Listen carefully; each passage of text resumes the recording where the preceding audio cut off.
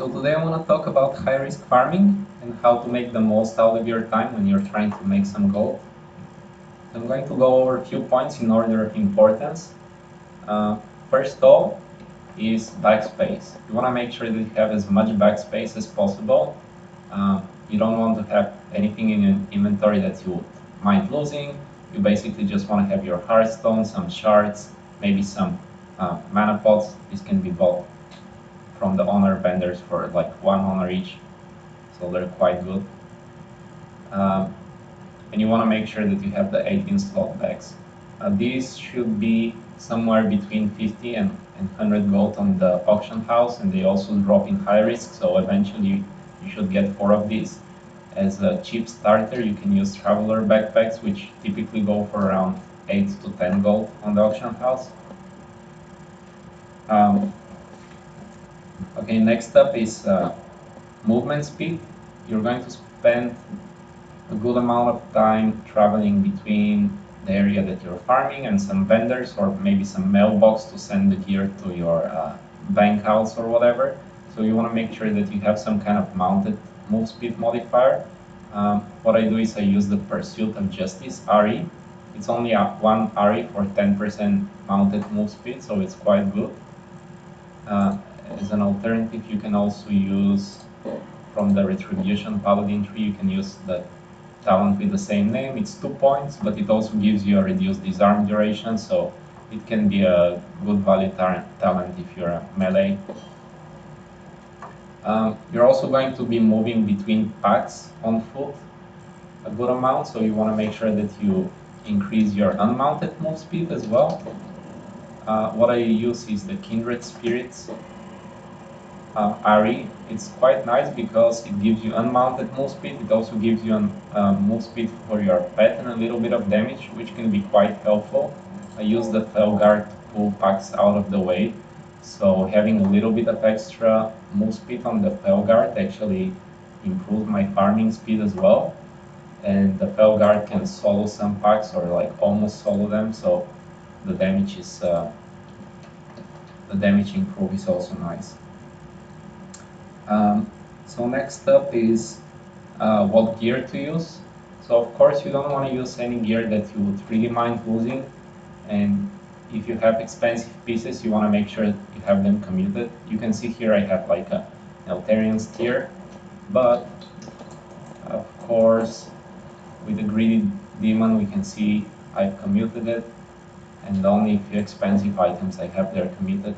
I do have some items that might be like 200 or 300 gold on the auction house, but I don't want to lose this ideally, but if I do, it's not the end of the world.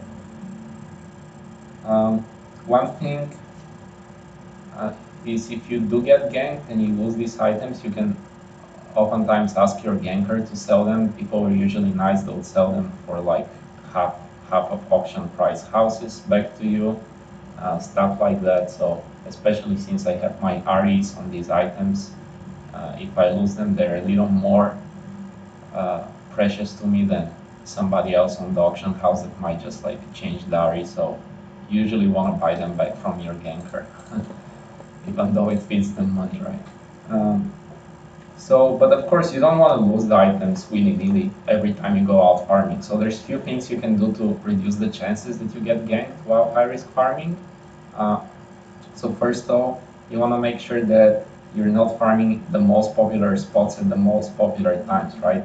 So I wouldn't recommend high-risk farming on the weekend. Maybe like try to do raids and battlegrounds on the weekends and high-risk through the week.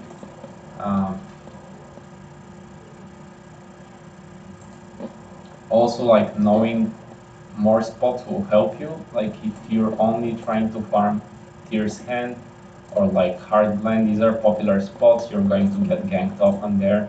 I used to like farming at Dark Whisper Gorge in Winter Spring, but this spot has been getting a lot of ganks lately, so I try to avoid the spot as well. Learning more spots in general and just like having alternatives to choose from will help you avoid ganks. And then, of course, even if you're ganked, you want to make sure that you have some way of escaping and not losing your items automatically just because somebody showed up. So what I do is, besides running blink and disengage, I also run divine shield, vanish, and sprint. And the idea is that if you get ganked, maybe you like CC your ganker, then you blink and disengage, and then you can divine shield if you have any dotteds applied to you. You can sprint and vanish and try to find some hidden spot away from your ganker to Hearthstone from. Right, so that's the idea.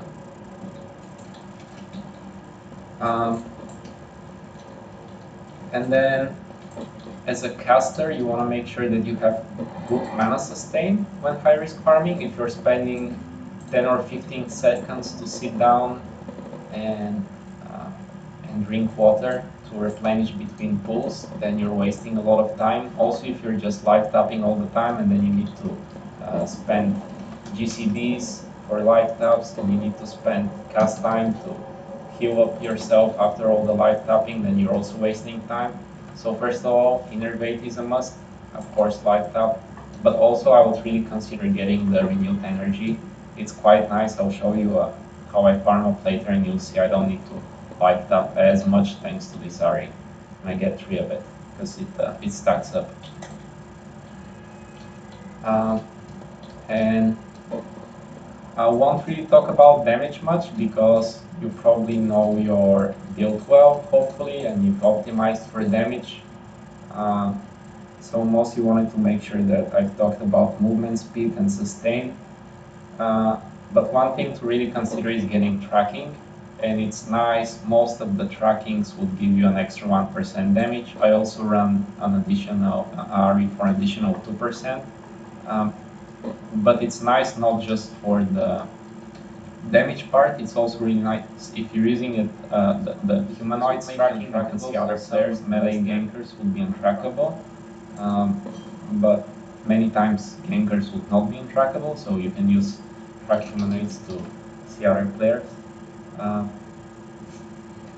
But it's also really nice just for pulls. You can much more easily plan your route as you're pulling mobs if you can see the little green dots on the minimap. And oftentimes you can see like hidden packs and packs that are out of the way thanks to tracking. So definitely would consider getting tracking for just for farming. Okay, so let's say you've done all the preparation, you have the backpacks, you have the gear, you've commuted everything, and you're ready to farm up. So you're here at the spot, you know where the closest vendor is. I'm going to do a run of Grim Battle. This is one of my favorite spots.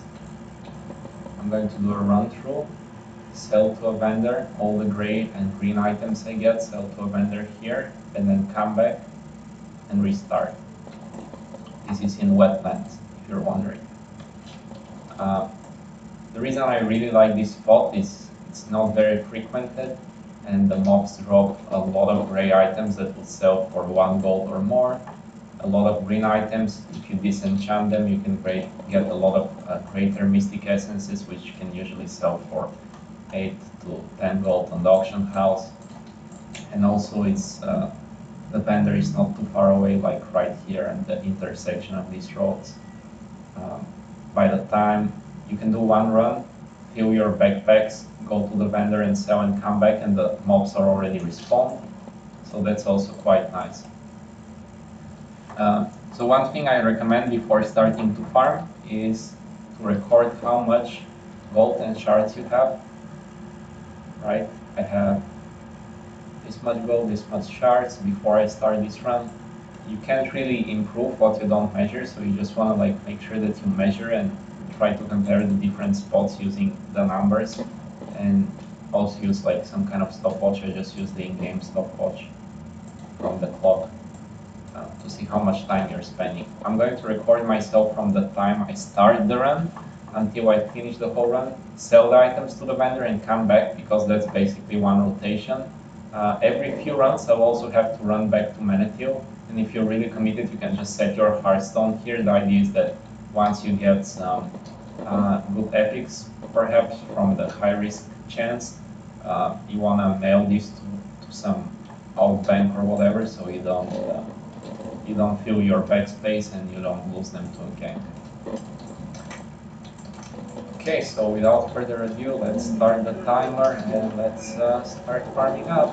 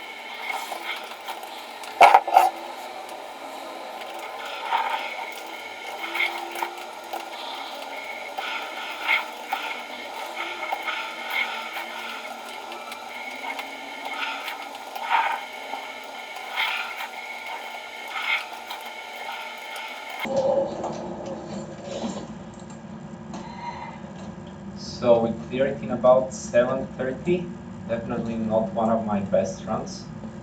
So let's see how much time we spend mounted just trying to get back to the vendor now.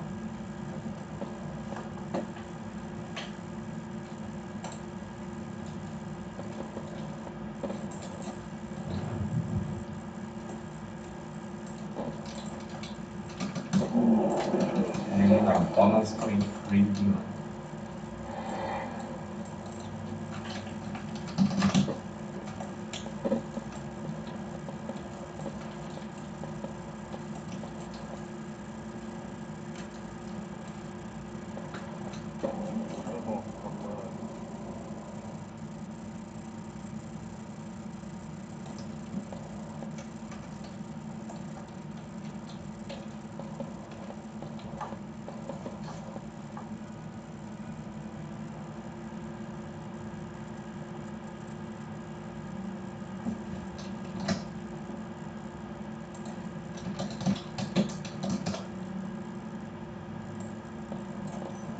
So I just checked, this ARI is the best of its kind, so it might be worth to sell it. Actually, the item is quite nice as well. Strength, hit, and crit, it's a good item. Yeah, the rest of this I'm just going to vendor. So I've saved a few down here. This I don't need.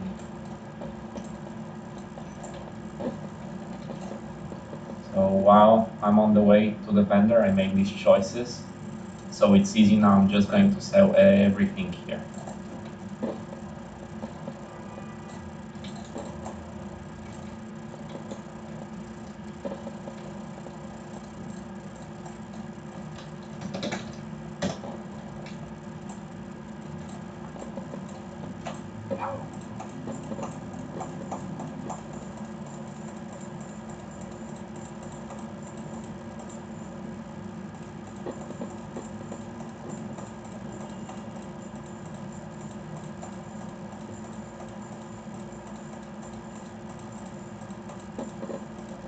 Of course, this you can disenchant. It will tell me I have an add-on. I don't know the name though. Let's see, does it say simple auctions, I guess? It says there's 20% chance for 2.5 greater eternal essences, so I could also disenchant this. The essences would sell for 8 to 10 gold each, so we can calculate the expected value of this. We have 1/5 chance for 2.5, so 1 out of 5 chance for 2.5 essences, so it's about 0.5 essences per item, so that's about 5 gold we can expect from disenchanting this, and this is excluding the illusion dusts as well. But I just prefer to sell to a vendor because it's less hassle than listing on the auction house.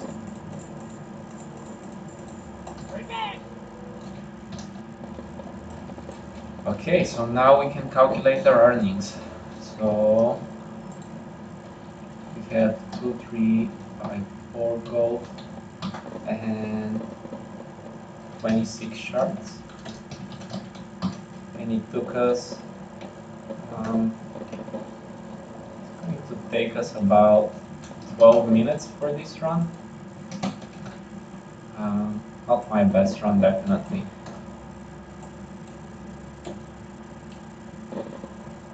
So we've made about 60 gold and 20 shards, plus some random items like this I kept because the RE was legendary, so somebody might buy this for 20-30 gold. Bloodfang pants, usually they would sell. And this as well is a best RE, so we can expect like 20-30 gold out of this.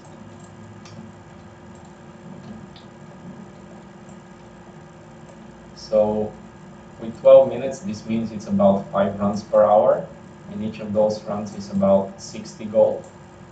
So that would be about 300 gold just for selling the gray items. Of course, we got about 20 shards, so if you do 5 runs in 1 hour, that's going to be 100 shards, and all the epics you get on top of that. So 300 gold would be your baseline. Let's try one more run. Alright, run number 2. We have 26 shards. We recorded the gold. So let's start the timer and see if we can do better than the last run.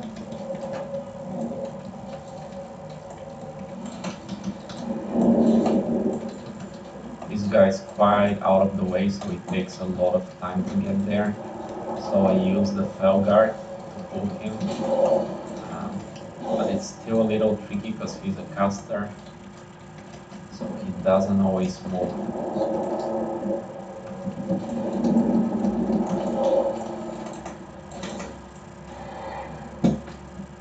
Yeah, this loses us quite a bit of time.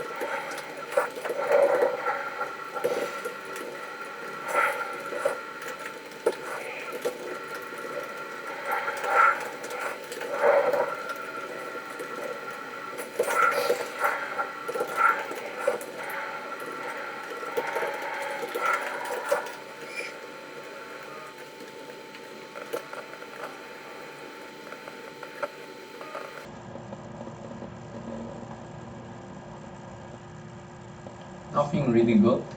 This Libram I'm going to keep because the RE is the best of its kind.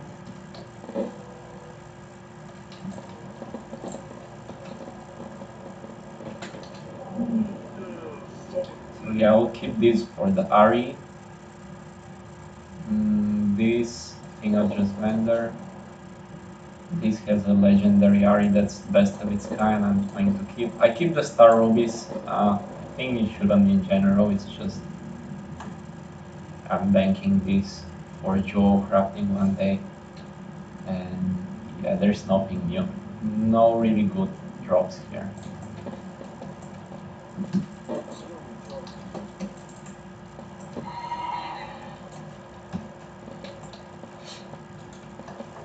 So again, you'll notice like the clear took about 7 or 8 minutes, and it's going to take like around 4 minutes to go to the vendor and come back. So almost like half of the time was spent just on mount, getting around. So this is why you definitely want to have the increased mounted move speed.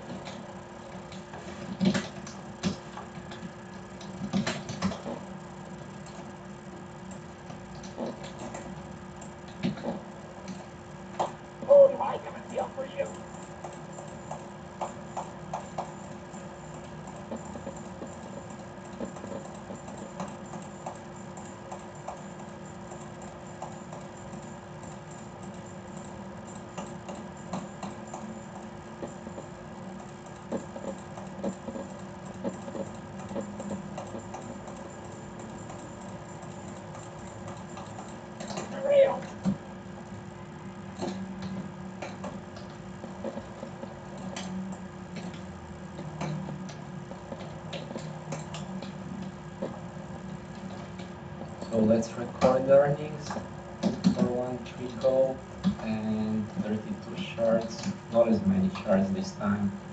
I think we're just at about 11 minutes. Maybe we would have gotten to 11 minutes without resummoning the pet. And you can get better with practice. Like I'm rusty. I haven't done this for a while now. I used to make money this way, but now I just do the dailies mostly.